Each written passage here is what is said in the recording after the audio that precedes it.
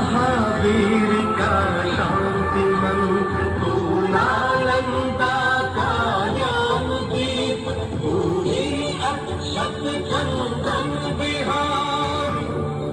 तो चलिए हम आगे चलते हैं।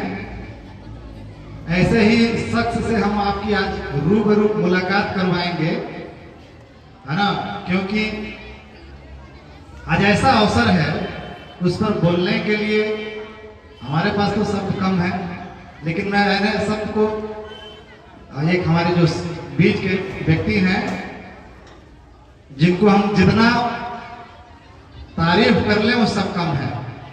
समंदर से वो जितना मोती निकाल सकते हैं वो हुनर उन्हीं के अंदर है।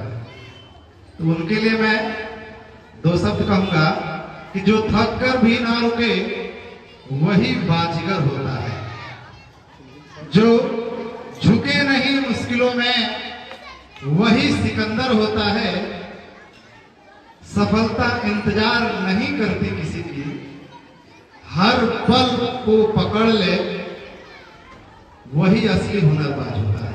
तो जोरदार तालियां हमारे सम्मानित शिक्षक जो इस विद्यालय में कार्य कर चुके हैं, बहुत ही योग्यता रखते हैं, उनके अंदर योग्यताएं छुपी हुई है, आप देख नहीं सकते। जब उनको अवसर मिलेगा तो जरूर आपको देखने को मिलेगा। तो मैं आमंत्रित करता हूं श्री मनोज कुमार जी को, कृपया आप सादर आमंत्रित हैं। जोरदार तालियों से इनका स्वागत किया जाए सर का। श्री मनोज कुमार सिंह, बहुत बहुत धन्यवाद आदरणीय सर सुनील सर। आज इस मध्य विद्यालय कांत पाकर के पावन धरती पर उपस्थित सभी सज्जनों का मैं मनोज कुमार सिंह स्वागत करता हूं और आपको बिहार के गौरवशाली 114 वर्ष के लिए भी हार्दिक शुभकामना देता हूं। आज हम बिहार का 114वीं वर्षगांठ मना रहे हैं। आप सब हमारे साथ बिहार की कथाओं का गुणगान करते हुए उपस्थित सभी स्वजनों का स्वागत करते हैं। आज हमारे आधुनिक बिहार के शिल्पकार मुख्यमंत्री श्री नीतीश कुमार जी ने पटना के प्रेमचंद भवन में 114वीं बिहार दिवस की वर्षगांठ मनाई है और उसमें आज 7 निश्चय 3 का शुभागमन और स्वघोषणा किया गया है। आप सबको मैं बिहार दिवस की हार्दिक शुभकामना देता हूं। इस बार बिहार दिवस का थीम है उन्नत बिहार उज्जवल बिहार, उन्नत बिहार उज्जवल बिहार।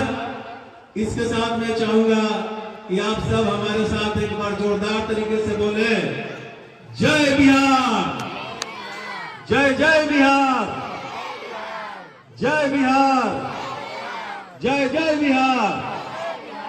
हमें जहां तक पता चला है इस विद्यालय के वर्तमान प्रभारी श्री अभिजीत गुप्ता जी के द्वारा कि उन्होंने आसपास के तमाम विद्यालयों में इस फंक्शन का सूचना प्रेषित किए थे, लेकिन बहुत दुख की बात है कि समाज को सुधारने वाले शिक्षक, समाज को सही गति देने वाले शिक्षक, समाज को सही निर्देश देने वाले शिक्षक आज इस मंच पे गायब दिखाई दे रहे हैं। ये बहुत ही दुख की बात है। ठीक है, हम आए हैं, हम बहुत दूर से आए। इस विद्यालय को सराहने और संवारने में जो व्यक्ति हमेशा आगे रहते हैं, श्री सतीश कुमार पाठक जी का आमंत्रण था और हमें आना पड़ा।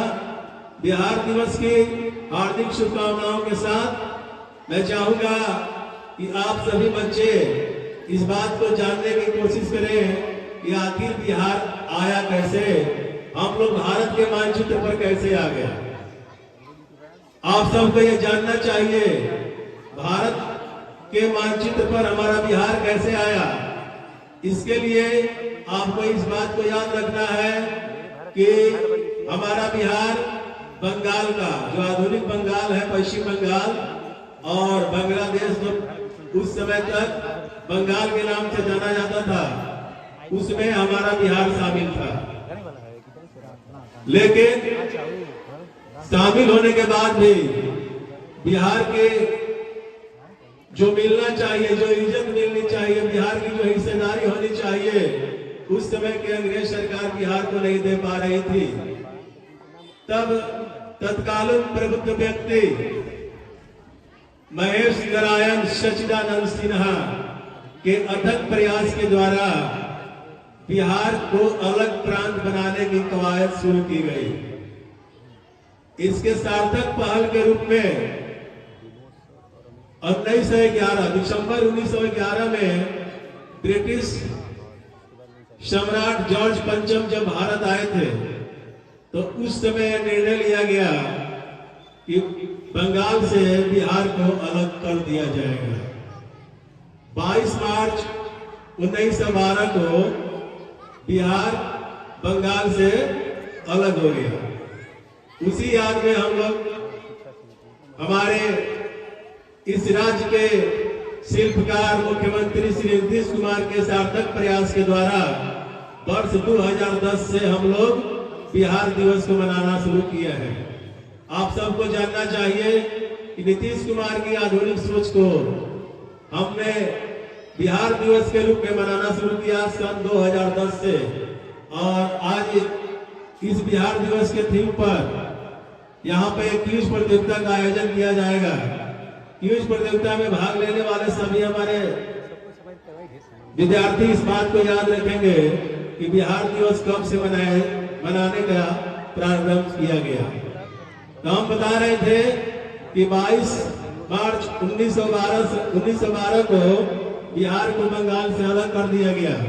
उस समय बिहार के साथ उड़ीसा भी था।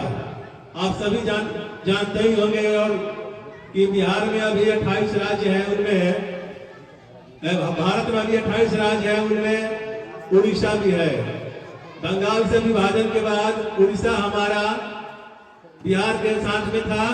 1935 ईस्वी में उड़ीसा को बिहार से अलग कर दिया गया और बिहार एक स्वतंत्र राज्य के रूप में कायम हो गया। उसके बाद अभी स्वतंत्रता के बाद सन 2000 में 15 नवंबर को बिहार से झारखंड को अलग कर दिया गया, और ये हमारा बिहार अभी जो वर्तमान में आप सबके सामने है ऐसे ही दिखाई पड़ रहा है। और हमको ये चाहिए कि हम बिहार दिवस की थीम को अपने जिंदगी में लाए। उन्नत बिहार, उज्जवल बिहार। बिहार उन्नत कैसे बनेगा, बिहार उज्जवल कैसे बनेगा?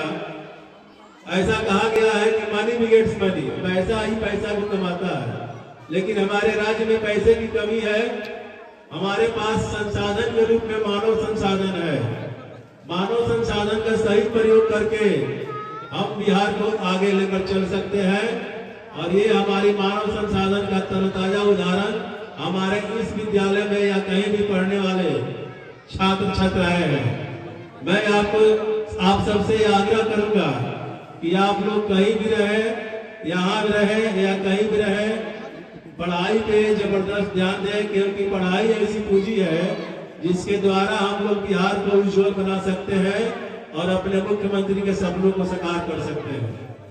हम चाहेंगे कि आप सब पढ़ाई पर, अपने शिक्षा पर सही ध्यान दें। आज नीतीश कुमार के द्वारा छात्र निश्चित प्रोग्राम में टेक्नोलॉजी पे ज्यादा ध्यान दिया गया है। आप सबको चाहिए कि पढ़ाई में आप टेक्नोलॉजी को समाहित करें। केवल किताब पर ही ध्यान नहीं रखना है, किताब के साथ साथ एक हुनर भी सीखना है। अपने राष्ट्रपिता महात्मा गांधी की जो शिक्षा पद्धति थी उसको अपनी जिंदगी में चरितार्थ कीजिए और बिहार के सपनों को साकार कीजिए। बिहार को आगे लाइए। बिहार को हमेशा जो अभी पिछड़े होने का तमगा है, बीमार प्रदेश होने का तमगा लगा हुआ है, उसको हम लोग को हटाना है। तो कैसे हटाएंगे? हमारे पास उद्योग की कोई साधन नहीं है। कृषि हमारा उतना आधुनिक यंत्रों की सहायता से हम लोग पूरे फार्म हाउस के रूप में कृषि को नहीं लेकर आगे चल रहे हैं।